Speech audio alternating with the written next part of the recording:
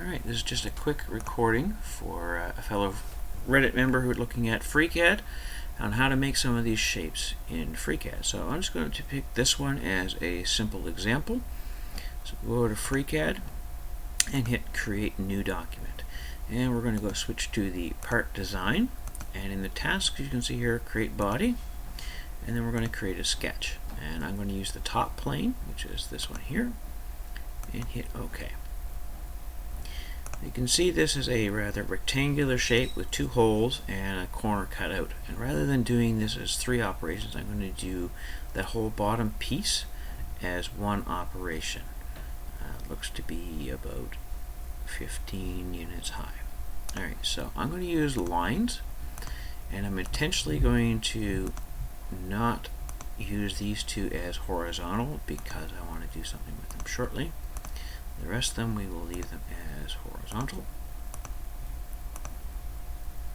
like so.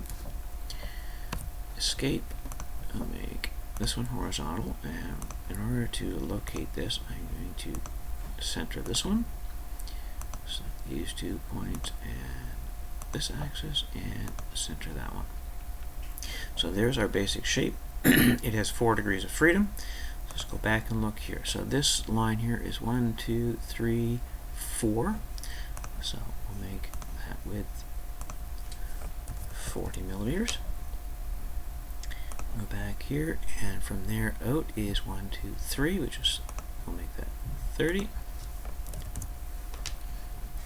we'll go back here, and this set in is 15. So use this and go 15. Back here, and this one is 25. Go back here and make this 25. Alright, so there's the basic shape on the bottom. Now we also have these two holes. So what we'll do is we'll use some circles. One about there, one about there. They look to be at the same size in the diagram, so I will select both and hit equal.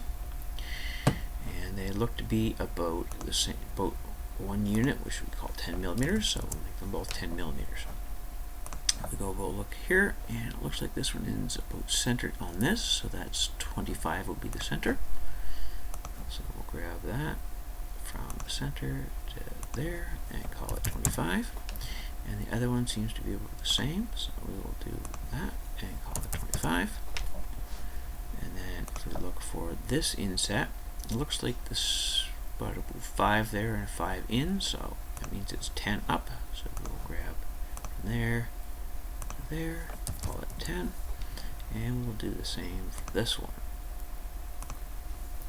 10. There's our fully constrained sketch. So we'll hit close. So we have a sketch now. Go back to our model. There's the sketch. Look here, this first layer looks to be about 15 high. So we will loft this and make it 15. There's our base layer.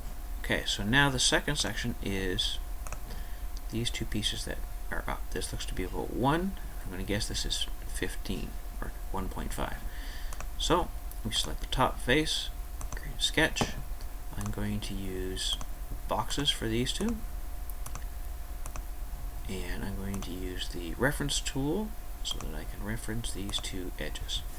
Escape to get it out the tool. Now, because I'm going to make this box the same size as these, that horizontal reference is going to be redundant. It will give us an error, so I delete it.